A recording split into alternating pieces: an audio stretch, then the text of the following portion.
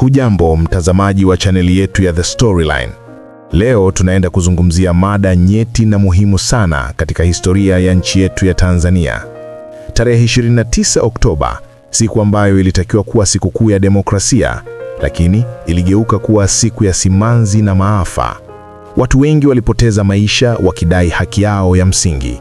Swali kubwa ambalo wengi wetu tunajiuliza ni, kwa nini Jeshi la Ulinzi la Wananchi wa Tanzania, JWTZ, jeshi letu, halikuingilia kati na kuichukua nchi ili kunusuru maisha ya Watanzania? Katika video hii tutachambua sababu 5 muhimu ambazo zinaweza kuwa zilichangia jeshi letu kutochukua hatua hiyo. Ni muhimu tukumbuke kuwa JWTZ ni jeshi letu na lina wajibu wa kulinda katiba na uhuru wa Jamhuri ya Muungano wa Tanzania. Hebu sasa tuangazie kwa kina sababu hizi. Sababu ya kwanza, mfumo wa mgawanyiko wa kijeshi. Sababu ya kwanza kabisa inahusu muundo wa jeshi letu. JWTZ lina mfumo wa mgawanyiko wa madaraka na vifaa ambao unafanya iwe vigumu sana kwa kikosi kimoja au kundi dogo kufanya mapinduzi. Mfumo huu ambao unasemekana kuasisiwa na baba wa taifa, Mwalimu Julius Kambarage Nyerere, uliwekwa kwa lengo la kulinda utawala wa kiraia na kuhakikisha kuwa hakuna kundi moja lenye nguvu kamili. JWTZ limegawanyika katika kamandi kuu kadhaa, ikiwemo kamandi ya jeshi la nchi kavu, kamandi ya jeshi la wanamaji na kamandi ya jeshi la anga. Kila kamandi ina majukumu yake maalum na inaongozwa na viongozi wake. Kwa mfano, kikosi kilichopo Dar es Salaam kinaweza kuwa na vifaru, lakini kikosi cha Arusha kikabobea kwenye silaha za miguo. Hii inamaanisha kwamba hakuna kambi moja ya jeshi iliyokamilika kwa kila aina ya zana za kivita. Ili kufanikisha mapinduzi, kunahitajika uratibu wa hali ya juu kati ya kamandi na vikosi mbalimbali, jambo ambalo ni gumu sana kufanyika kwa siri. Mawasiliano na uratibu wa aina hii ungegundulika kwa haraka na kuzimwa kabla hata ya kuanza. Mfumo huu wa mgawanyiko unafanya jeshi letu kuwa imara katika kulinda nchi dhidi ya maadui wa nje, lakini pia unafanya kuwa vigumu kutumika kwa malengo ya ndani kama mapinduzi. Sababu ya pili, kuzimwa kwa mtandao wa internet. Katika zama hizi za kidijitali, mawasiliano ni kila kitu. Sababu ya pili ambayo inaweza kuwa ilichangia jeshi kutochukua hatua ni kuzimwa kwa mtandao wa internet nchini. Tetesi za kuzimwa kwa mitandao ya kijamii zilianza kusambaa hata kabla ya siku ya uchaguzi.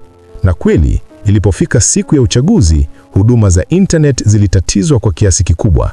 Kuzimwa kwa mtandao kulikuwa na athari kubwa. Kwanza, kulizuia mtiririko wa habari kuhusu matukio yaliyokuwa yakiendelea, ikiwemo maandamano na, bahati mbaya, mauaji ya raia. Bila picha na video za kuaminika kusambaa kwa haraka, ilikuwa vigumu kwa jamii nzima na hata kwa baadhi ya wanajeshi kupata picha kamili ya ukubwa wa tatizo. Mawasiliano ya haraka na ya kuaminika ni muhimu katika kufanya maamuzi ya dharura. Pili, kuzimwa kwa mtandao kulitatiza pia mawasiliano miongoni mwa wanajeshi wenyewe, hasa wale ambao wangeweza kuwa na mawazo ya kuchukua hatua. Katika dunia ya sasa, hata operations za kijeshi zinategemea kwa kiasi kifulani mifumo ya kisasa ya mawasiliano. Hivyo, ukosefu wa mtandao uliweka kizikwaa kikubwa cha kimawasiliano na uratibu. Sababu ya tatu ni utiifu wa viongozi wa juu wa jeshi kwa serikali. Sababu ya tatu ni muhimu sana, uongozi wa juu wa jeshi. Viongozi wakuu wa JWTZ, kama ilivyo katika nchi nyingi, huwa na kiapo cha utiifu kwa amiri jeshi mkuu ambaye ni rais wa nchi. Hii inamaanisha kwamba maamuzi yote makubwa ya kijeshi yanapaswa kupitia kwao na kuidhinishwa na amiri jeshi mkuu. Katika mazingira ya Tanzania, viongozi wa juu wa jeshi wamekuwa wakionyesha utiifu mkubwa kwa serikali iliyopo madarakani. Hii ni sehemu ya msingi wa weledi na nidhamu ya kijeshi. Kwa hiyo hata kama kulikuwa na wanajeshi wa vyeo vya chini waliokuwa na hasira na kusikitishwa na matukio ya tarehe 29 Oktoba, ingekuwa vigumu sana kwao kuchukua hatua bila baraka za viongozi wao wakuu. Uongozi wa juu wa jeshi una jukumu la kulinda utulivu na amani ya nchi, na mara nyingi watatafuta njia za kutatua migogoro bila kutumia nguvu za kijeshi dhidi ya serikali ya kiraia. Hii ni kwa sababu mapinduzi ya kijeshi yanaweza kusababisha machafuko makubwa zaidi na hata vita vya wenyewe kwa wenyewe. Sababu ya 4, uwepo wa vyombo vingine vya ulinzi na usalama nchini kama vile jeshi la polisi na idara ya usalama wa taifa. Vyombo hivi vina majukumu tofauti na JWTZ. Wakati JWTZ ina jukumu kuu la kulinda mipaka na uhuru wa nchi, jeshi la polisi na usalama wa taifa vinahusika zaidi na usalama wa ndani na utekelezaji wa sheria. Kihistoria, vyombo hivi vimekuwa vikiunga mkono serikali iliyopo madarakani. Katika matukio ya maandamano ya tarehe 29 Oktoba, tuliona jinsi jeshi la polisi lilivyokuwa mstari wa mbele kuzuia wananchi kuandamana.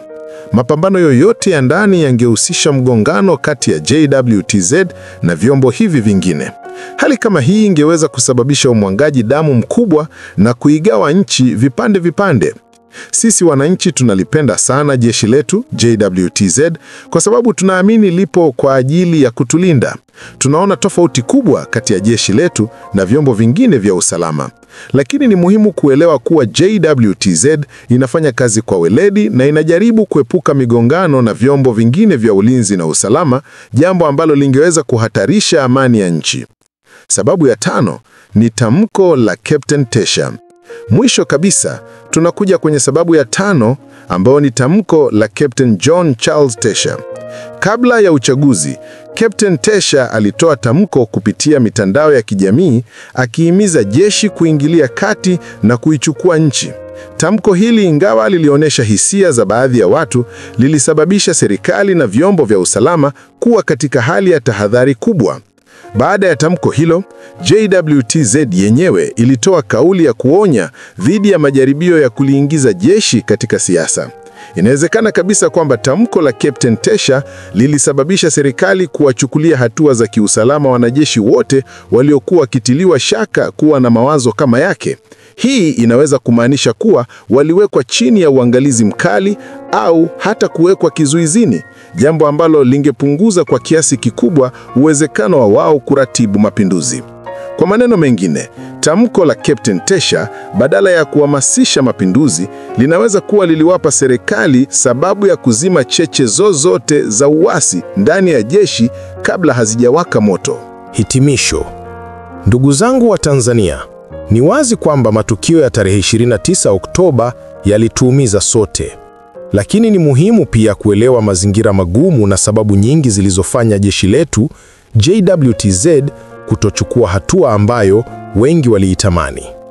Kuanzia mfumo wa mgawanyiko wa kijeshi, kuzimwa kwa mtandao, utiifu wa viongozi wa juu, uwepo wa vyombo vingine vya usalama, hadi tamko la Captain Tesha, yote haya yalichangia katika hali ilivyokuwa. Tusisahau kamwe kwamba wanajeshi wetu ni Watanzania wenzetu, ni kaka zetu, dada zetu na watoto wetu. Wanaipenda nchi hii kama sisi. Tusichoke kamwe kuamini na kuwaunga mkono. Jeshi la Ulinzi la Wananchi wa Tanzania ni la kwetu sote na daima litabaki kuwa ngome ya ulinzi wa taifa letu. Tuendelee kuwa wazalendo na kuiombea nchi yetu amani. Asanteni kwa kuangalia. Usisahau kusubscribe kwenye chaneli yetu kwa maudhui zaidi kama haya.